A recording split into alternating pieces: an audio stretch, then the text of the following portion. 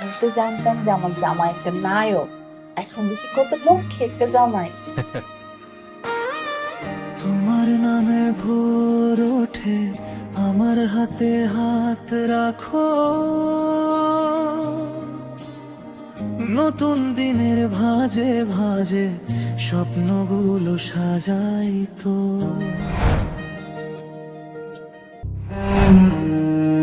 আমি কিন্তু এত আজেরে ঝামেলা নিতে পারুম না। তুমি তোমার বোনে সাফ সাফ করে দিবে না যাতে না আসে। তুমি ব্যাপারটা বুঝতেছো না তো? তুমি বুঝতেছো না।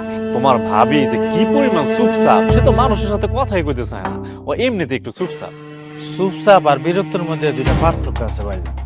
আজকে সকালবেলা খাওয়ার সময় যা কইলো, না না না না, তোমার ইজ্জত খেলে চলবো?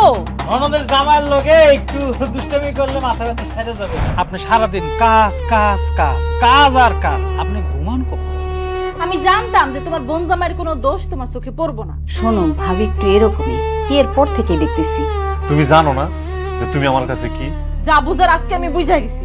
আমি শুধু এই বাড়িতে থাকি, এই বাড়িতে আমার সারানোর দাম নাই। স্বামীর বাড়ি আপন, বাপ মার বাড়ি আপন হয় না। আমি কই যাবো ভাই কো? বোন রে, আমি তোর কি কমো, আমি তো মনে হইতেছে যে পুরো অসহায় হয়ে গেছি। ওদের জন্য যদি এত কষ্ট করতে পারো, তাহলে আমার ভাইয়ের জন্য এই সামান্য কয়টা টাকা কেন ম্যানেজ করতে পারবে না? এটা একটু না তো, ব্যবসা করতে তো অনেক টাকা লাগে। কি হয়েছে কইবা তো? সব দিক থেকে সমস্যা। বাপ কোনোদিন তোমার সাথে করা কথা বলছে? কোনোদিন তোমার একটা ঝাড়ি দিয়ে কথা বলছে? তুমি বলতে পারবে এটা? এই বিপদটাকে শুধু আপনাদের হয়? দুনিয়াতে যে এত মানুষ, তাকে কোনো বিপদ হয় না। তোর বাপ রে তোর মারিনে কথা বলতে কি করবি? কি করবি তুই? কি করবি? কি করবি? আমার